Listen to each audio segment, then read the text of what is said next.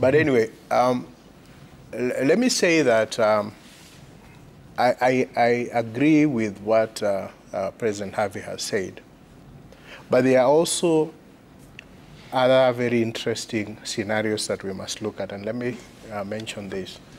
In the first instance, when we look at the way the Constitution is crafted on impeachment, it seems to envision two different routes. Okay.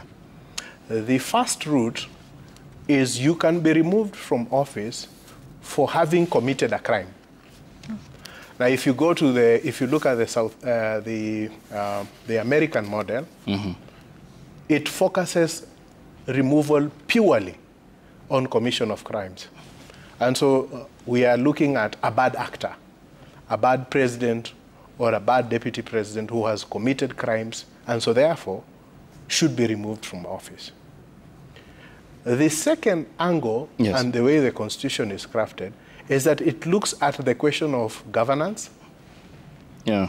It looks at the question of ethics, and it looks at the question of upholding the Constitution. And that is not a criminal standard. And that's why you have violation of the Constitution and gross misconduct.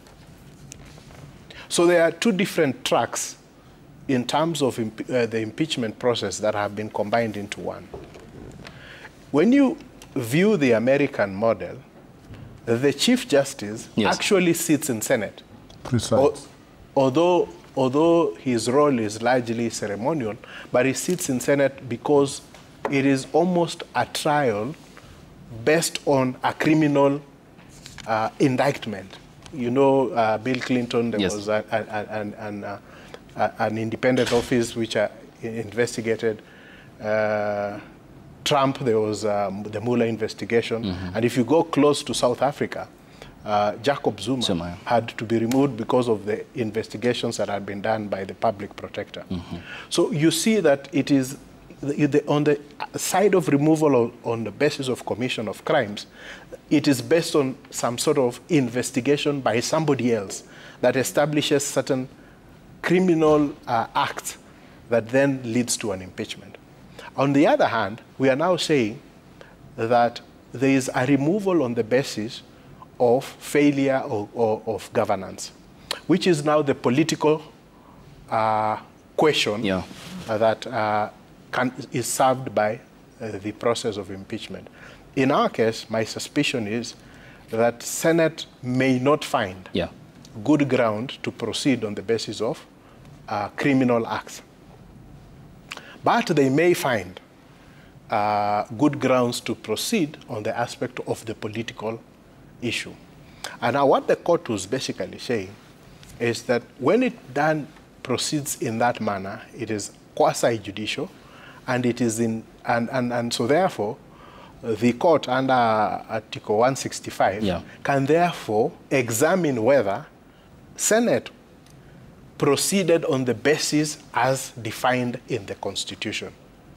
But the other thing, and that's why I'm saying I agree with President Harvey, is that we must remember that that then removal deals with a political problem. And that is why in the US, they have said, you know, once there's, although there is no prohibition in the Constitution, and in law, what you say, unless it is expressly prohibited, then you can pursue.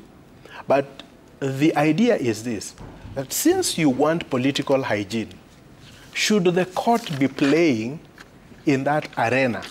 And so the question that will be facing the court is a question of convenience and whether it actually wants to exercise itself on political doctrine questions, which ordinarily courts try to shy away from, because then they become very complicated. Okay.